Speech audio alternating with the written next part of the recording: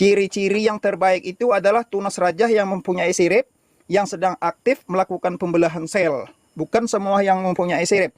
Assalamualaikum warahmatullahi wabarakatuh. Baiklah, langsung saja bagaimana caranya kita mencari entres yang terbaik. Entres yang terbaik itu adalah entres yang berasal dari tunas raja.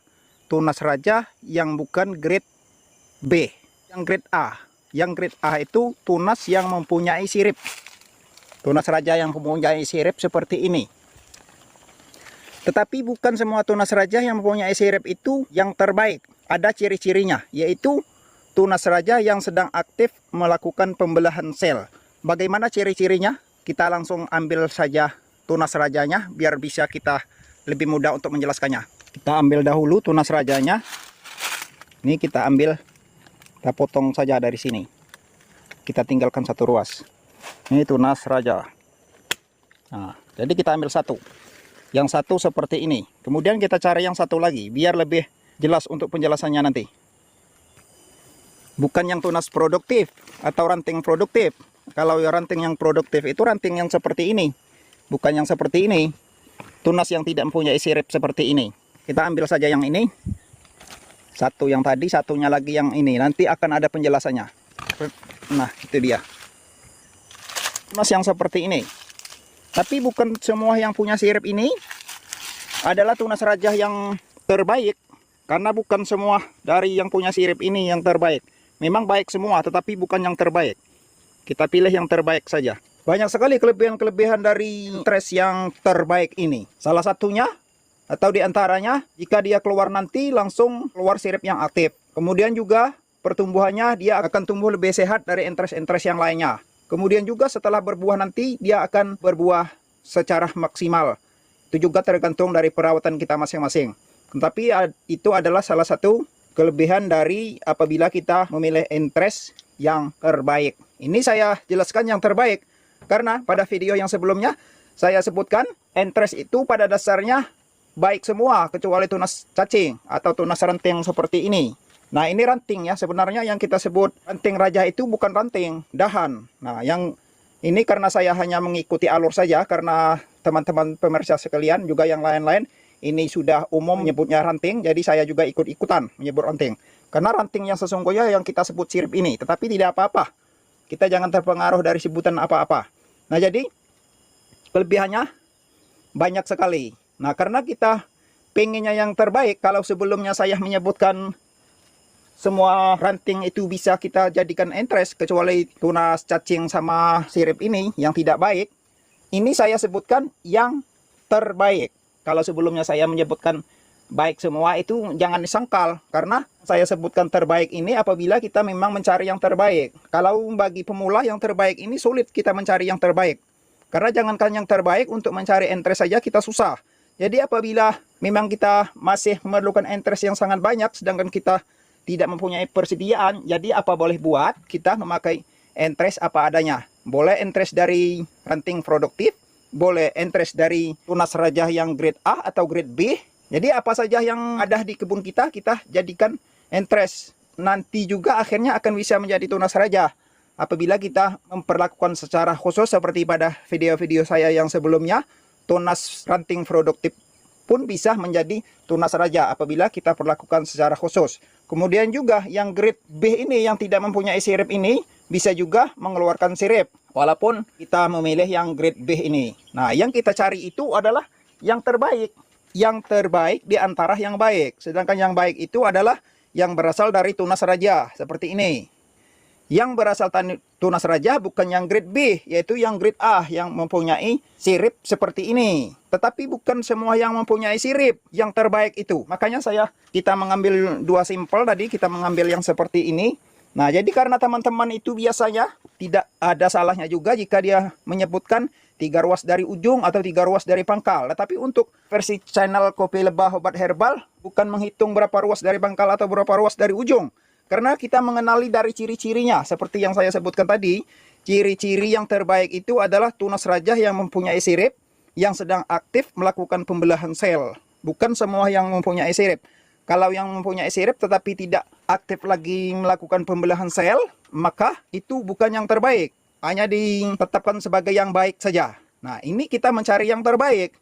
Jadi kita mengenali dari ciri-cirinya, jangan kita hitung dari ujung atau dari pangkal. Berapapun dari pangkal atau berapapun dari ujung. Jadi ciri-cirinya akan kita potong dulu ini supaya lebih mudah saya menjelaskannya dan juga lebih mudah untuk dipahami. Kita potong dulu ya. Kita melihat dari ciri-cirinya. Sesuai dengan hormon yang bekerja pada entres ini adalah hormon sitokinin yang untuk melakukan pembelahan sel. Sedangkan hormon sitokinin apabila ada auksinnya, sitokinin itu tidak akan bekerja maksimal seperti saya sebutkan pada video-video saya yang sebelumnya. Nah, adapun ciri-cirinya bisa kita lihat dari warna entres ini. Warna entres ini warna hijau terang.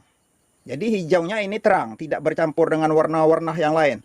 Lain dengan seperti yang di pangkal ini. Kalau yang di pangkal ini sudah ada warna agak kekuningan seperti ini. Nah, ini warna kekuningan seperti ini. Ini tidak aktif-aktifnya lagi. Apalagi semakin ke pangkal ini sudah kelihatan retak-retak seperti ini. Nah, ini sudah selesai melakukan yang sangat aktif itu. Kemudian yang di ujung ini. Yang di ujung ini, karena hormon auksin itu bekerja di ujung ini. Nah, dengan tanda-tanda dia masih lentur seperti ini. Nah, ini tanda-tandanya. Hormon auksin itu masih aktif-aktif bekerja di ujung ini. Nah, tanda lentur seperti ini.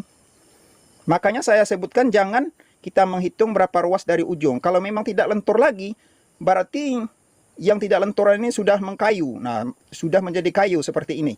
Seperti ini sudah menjadi kayu, artinya sudah keras seperti ini, sedang aktif-aktifnya melakukan pembelahan sel. Selain dari keras, juga ini hijaunya ini tidak bercampur dengan yang lain-lain, memang hijau, benar-benar hijau. Nah, satu dari warnanya yang sangat hijau, kedua dari apabila kita rabah atau kita rasakan seperti ini sudah ada rasa keras-kerasnya. Ini sudah menjadi kayu. Nah, jadi yang ujung ini, nah ini lentur. Nah, masih sangat lembek seperti ini. Ini tidak bisa kita katakan yang terbaik, walaupun ini baik. Kenapa kita katakan baik? Karena ini adalah tunas raja. Nah, itu untuk bagian yang ujung ini. Jadi yang ujung ini kita buang saja, kita potong saja. Kalau kita menghitung 3 atau 2 dari ujung, ini baru 1 dari ujung, hanya 1 ini saja yang kita buang. Yang lembek itu hanya 1 ini saja. Yang lembek ini kita buang. Kita buang saja yang lembek ini. Ini bukan yang terbaik. Nah, jadi yang kepangkalnya juga. Yang kepangkalnya ini masih sangat hijau. Ini sangat hijau. Nah, kemudian sudah ke sini agak kuning kekuning-kuningan. Di belakang-belakangnya juga ini. Apalagi ini sudah terjadi retak seperti ini. Ini bukan yang terbaik lagi ini. Nah, masih kelas yang baik ini, bukan terbaik.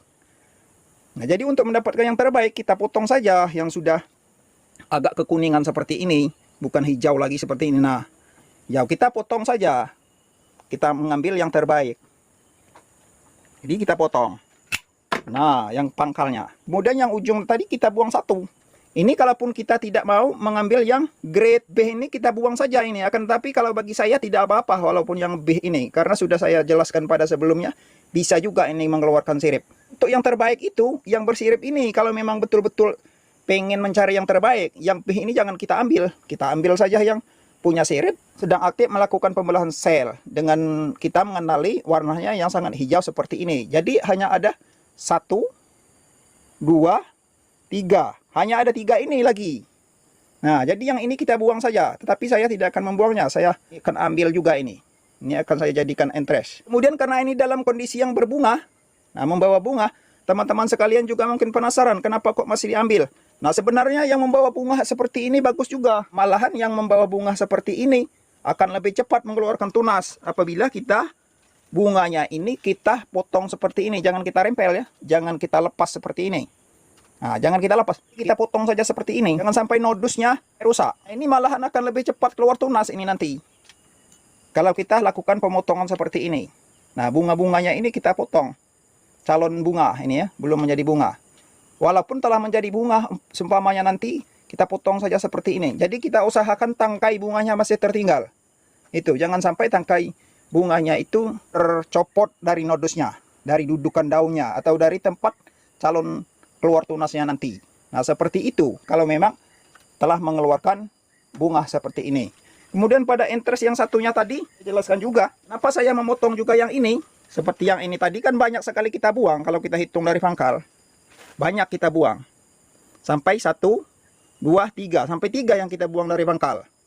Nah, karena ini tadi bukan termasuk yang terbaik. Nah, kalau yang tadi itu, 1 ruas dari ujung kita buang, karena agak lembek. Sedangkan ini, yang lembek ini, 1.